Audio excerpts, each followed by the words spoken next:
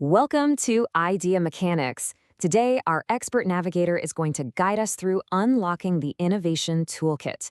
We're going to demystify creativity and show you that it's actually a systematic process, not just some random spark of genius. So let's dive right in.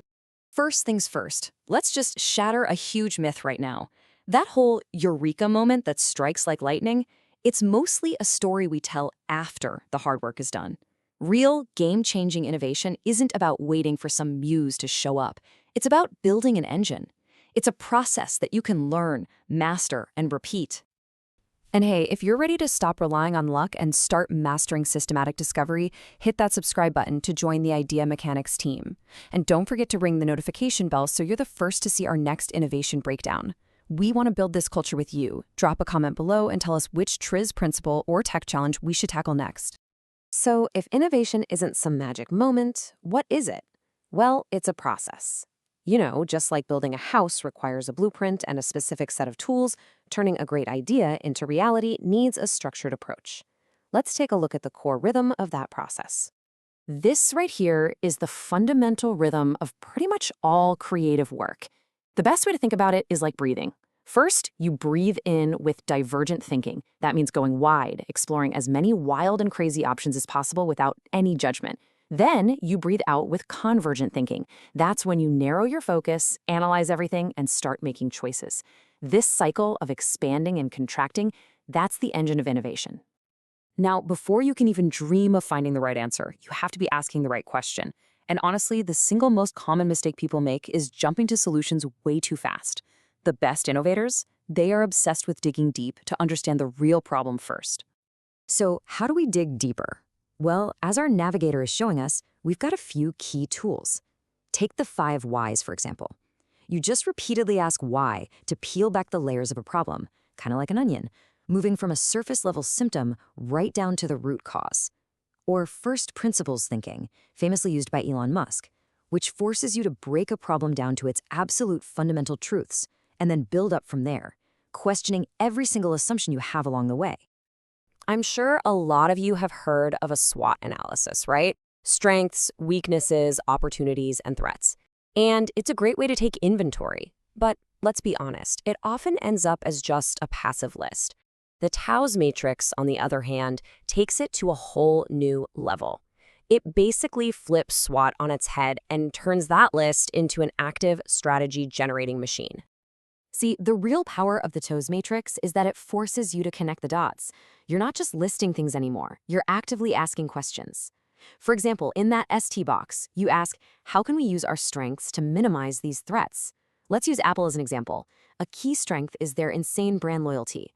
A major threat is a totally saturated smartphone market. By connecting these, they developed a strategy. Deepen the ecosystem with services like Apple Music and iCloud, using that brand loyalty to lock customers in and make the threat of a saturated market almost irrelevant. Now that is strategy in action. Okay, so we've mapped the problem. Now it's time to switch gears back to that divergent go-wide mindset.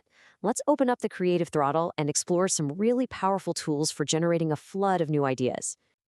We'll kick things off with a classic, brainstorming. The single most important rule here is to completely turn off your inner critic. Defer all judgment. The goal isn't to find the perfect idea right away. It's to generate as many ideas as humanly possible. And honestly, the wilder, the better. You're going for quantity, because somewhere in that massive pile of ideas, there's a gem hiding. But what if you're stuck? That's where Scamper comes in. It's a fantastic tool for getting unstuck. Think of it like a checklist of questions that you can apply to an existing product or process to instantly see it in a whole new light. As our navigator is pointing out, you simply go down the checklist and ask questions. What can we substitute? What can we combine? I mean, a smartphone is a perfect example of combine. It just merged a phone, a camera, and a computer into one device. Or think about eliminate. How did Netflix totally eliminate late fees to completely disrupt Blockbuster? Every single letter is a prompt that can spark a new breakthrough. All right, now for a real powerhouse tool, TRIZ.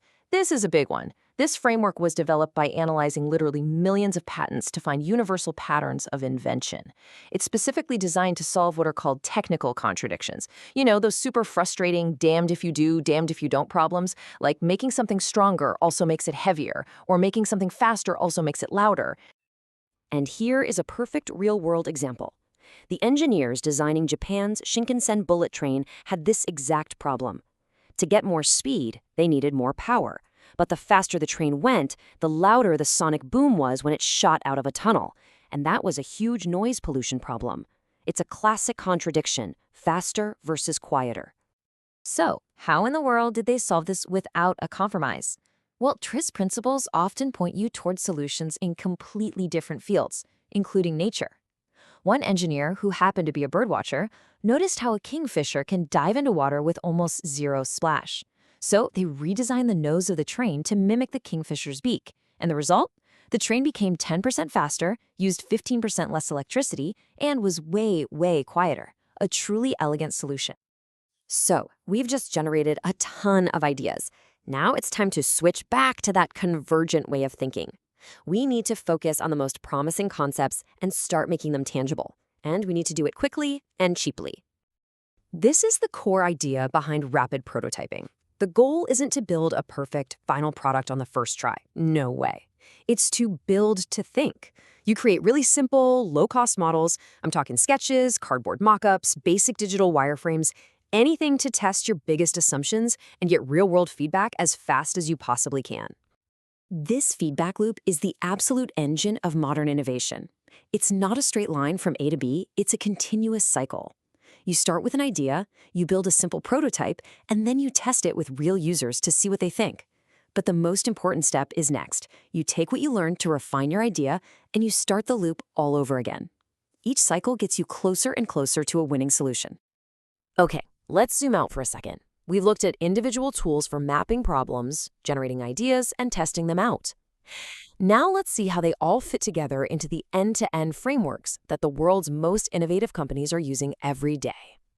One of the most powerful playbooks out there is design thinking. What really sets it apart is that it doesn't start with technology or a business idea. It starts with empathy for the human user. Before you do anything else, you spend time deeply understanding the needs, the pains, and the desires of the people you're trying to help. That human-centered foundation then guides every single step that follows, from your ideas to your prototypes and your tests. And look, this systematic approach gets real results. 3M famously created a culture of innovation with its 15% rule, which let engineers spend 15% of their time on their own personal projects. This wasn't just some fun perk. It was a structured process for discovery that led to breakthrough products like the Post-it note. And, as we saw with Apple, mastering these strategic frameworks isn't just about creating one cool product. It's about building lasting market dominance. So, the main takeaway from all of this is pretty simple. Innovation isn't magic. It is not some mysterious gift that's only given to a chosen few. It is a skill. It's a discipline built on a set of tools and a process that anyone, that you, can learn, practice, and ultimately master. We've just walked through the entire toolkit. You have the frameworks for understanding problems, generating incredible solutions, and bringing them to life. So the only question left is, what impossible problem are you going to solve first?